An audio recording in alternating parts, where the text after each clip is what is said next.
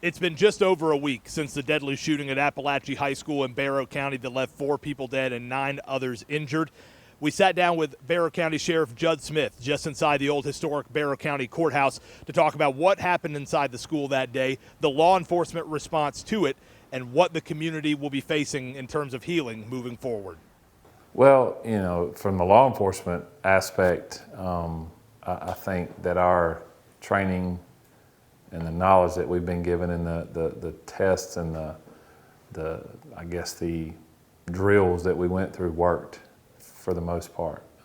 As far as personally, I'm still very heartbroken. We lost 4 people, 2 teachers, 2 students. We had 9 injured, and then the countless others that were injured physically and mentally. This takes a mental toll on those kids, those teachers. So, it's still almost surreal when you think about it. Not Winder, not Barrow County, not Bethlehem, not this community, but it happened. And so we have to work with it. We have to figure out how to pick up the pieces and try to figure out what we can do better in the future, and then what we can learn from this, and what it's going to do to us when you think about all the other prior active shooters or mass shootings, if you will, in this type of situation. So it's a little surreal. When I go home at night and I spend time with my wife or my kids, I kind of zone out and just try to figure out why. I don't know that I'll ever know why, but it's just still surreal. I was at my desk. I'm answering emails. Normal morning. I have my routine that I go through, and I have the Centegix alert system on my cell phone. I'm one of a handful that has it at the office, and the first alert came in, then the second one, then the third one, then the fourth one, and I thought, this thing's malfunctioning. It's not working right. So I'm like looking at that, and so I come walking out of my office, and one of my majors comes running down the hall to me, and he says, "We have a shooter at Apalachee." And I said, "What?" And he goes, "There's a shooter. We have an active shooter at Apalachee." So I take off, run outside. I get my vest. I put it on. I grab my vest real quick, and I start putting it on, get it on, and I don't even remember getting it on good. And I get and run code all the way to Apalachee, and I went straight down Broad Street, and I got there and got out, and I actually intercepted. The SRO was there last year. I couldn't hear anything on the radio. I couldn't hear everybody screaming and yelling, talking. I didn't know where we were going. So I get out, and by the grace of God, the former SRO that was moved to another school, he's telling me J Hall, and I'm following him. And he has arrived from another school, and he has an actual rifle. And I grab 2 of the EMTs. I'm like, let's go. And we go in the building and we start clearing and start figuring it out, what's going to happen. And so that's where I was at. What can you tell me about what went down inside the school that day? Absolutely. So I personally, there's a lot of things, and it's no secret I'm a very faithful person. I will say that up front. I don't mind sharing my faith in God, and so there's a lot of God things, and God had His hand on this. Not the horrible part of it, but as far as the incident goes, and I'll kind of discuss some of those instances and whatnot. Basically, I have 2 SROs at each high school, and at this one, I had the 2 that were normally assigned to that school. One of the sergeants who was on scene was there to bring a Bible to one of his mentors mentees that he mentors through an Explorer program. He was there, and so timing could not have been better for that. And basically, the situation was we were looking for this particular student. There are a lot of information, and I'll say misinformation, and I'll say it from the national media, from the family members of Colt Gray and the family members of Colin Gray that are misinforming the public that we knew about it an hour ahead of time, or we knew about it a week before, and that's completely false. His mother did call, and we did act, but as far as acting, when she called, she had spoke to someone in the school, and she had advised them that my son was acting strange. She's reporting that, and there's reports out there that saying that my son's going to do this. They were concerned. She was concerned about his behavior and what was going on. But what I want to be very clear is that our SROs went into action pretty quickly. And we went down and we were attempting to find him, but there was a student with an extremely similar name to him in the same classroom.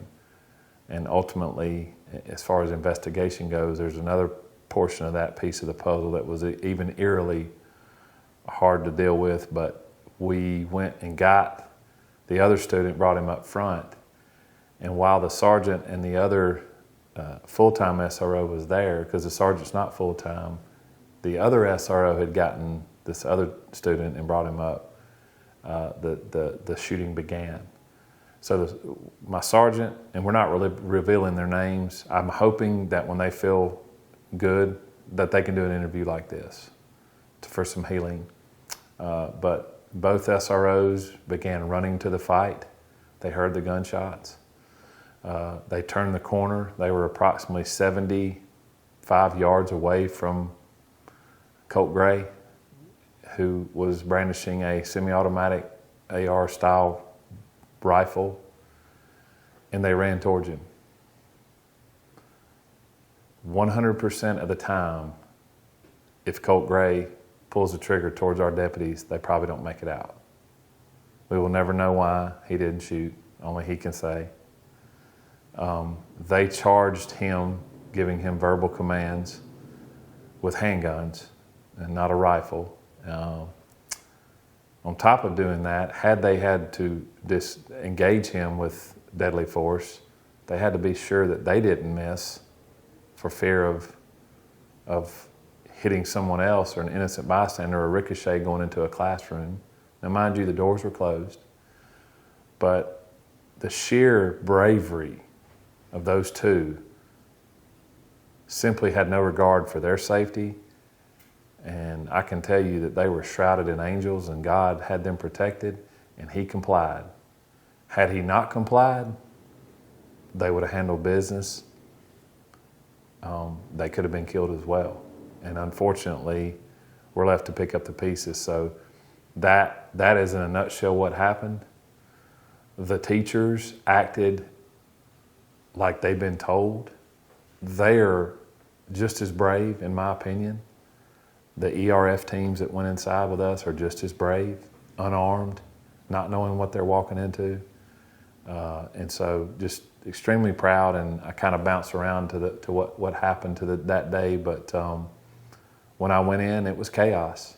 It was uncertainty and chaos, but our training kicked in, and our training of clearing rooms and doing what we were supposed to do kicked in. And so now the hard part is now making sure that we, and this is, a lot of people say, well, how can you say this? We got to make sure that Colt and Colin have a fair trial. That's what we have to do. And so we're going to hope the prosecution and the jury will do what needs to happen and move forward. So in the meantime, we're going to pick up pieces. Anything that we can look back at and say, what could have been done better, you can what if this all day long. And there's hundreds of thousands of Monday morning quarterbacks that are going to say what they would do or how they would handle it. But yes, we plan on doing that. What we did as a group and as a team, and when I say us, the sheriff's office and the fire department with these ERF teams was unprecedented. I'm sure they mentioned that. I can't brag on those guys enough.